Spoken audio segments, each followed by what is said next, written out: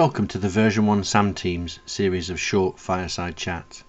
My name is Jason Pepper and I will be joined in these sessions by my colleague Brian Lavelle. In each of these videos we will take a few minutes to talk about all things software asset management and license optimization and highlight some of the license impacts caused by typical business compelling events or change. In this chat we'll discuss how you can benefit from independent advice when negotiating with your enterprise vendor, particularly if it's a sizable license purchase. So one of the things that we have done in the past, and I think potentially is something that people might not necessarily see as a licensing kind of service, is customers who are in negotiation with vendors. Is there any kind of situation where we can assist them there, and what kind of problems would they experience? Yeah, so it's a common one because people buy licenses from different vendors all the time. It's a fairly regular occurrence, and what we find a lot is that people don't strategically buy from vendors, and that's where the problem can come up, because what you find a lot is that the customer knows what they need in terms of a technical requirement, bill of materials. We know this is what we need, and we know roughly what kind of discount we want because of what we bought before. So it's a very kind of straightforward negotiation. But what they're probably not aware of is there's a lot more lever points that you can, get involved in when it's part of these negotiations, because pricing is obviously hugely important and is a main factor, but it's not the only factor. We've talked in other conversations we've had about mergers and acquisitions and what's in the contract that gives you potential benefit in the future. When you're placing an order with a vendor, that's the time that you can do that. So that's the time when you can change the contract, you can add in entities, you can add in potential changes in the future.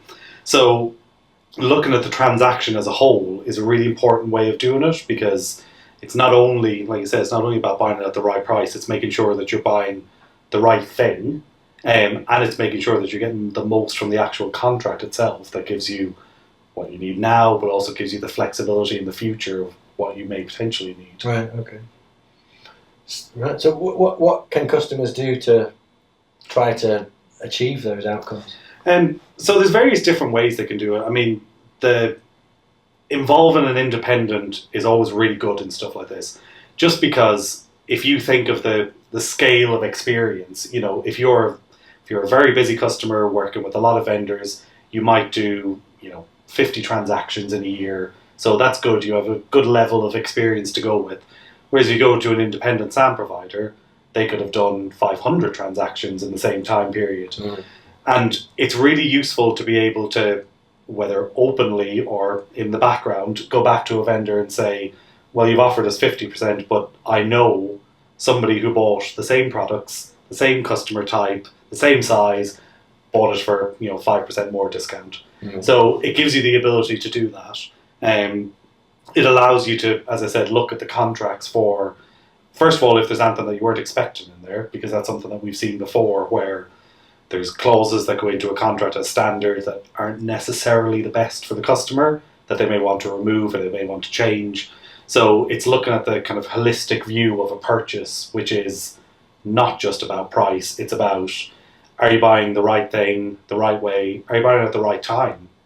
Right. Everybody knows year ends. Year ends you get the best discount, which is fine, but that's not the only time to get good discounts. And if you approach the vendor the right way and you go to them with the right messaging, there's loads of stuff you can do. Even if you are already engaged with them, there's still a lot that you can do to make sure that when you get to that purchase at the end, you're doing it the right way. Right, okay. So the strategic benefits are obviously potentially reduce the cost, but what else would there be from that? So improved contractual conditions? Yeah, like I said, I keep saying that, but the contractual one is a really important one, because whatever about right now, in 2, 3, 4 years time, when something changes or an audit happens or whatever it is that you can't foresee right now, having a contract that gives you flexibility and gives you potentials to change things in the future can be worth a lot more money, because it's a free change to make now because we're just negotiating on contracts, whereas it could actually save you a £5 million purchase in 3 years' time. Right, yeah. So it is that level of importance that don't just look at the price, look at the contractual side that you're getting as well, and make sure you're getting the most from that as possible. Right. And obviously, an independent review is potentially going to help you achieve that. Yeah, and it gives you that thing of, well, we think you can ask for this because we've seen it before. Right. It's not something you may have come across, but we've seen vendors do this in other situations, so we know it's a valid thing to ask for. Right. So it's another way of trying to tip the scales a little bit more in your court rather than the vendors. Exactly, yeah. Brilliant. Okay, thanks. No worries. This fireside chat is part of a series of chats covering a wide range of license topics, which you can find at our SAM YouTube playlist below.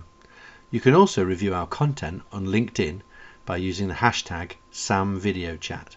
Finally, if you have a license concern or would like to understand how your IT project impacts your enterprise licensing, please contact us for an initial complimentary consultation at www.version1.com/contact. Thank you.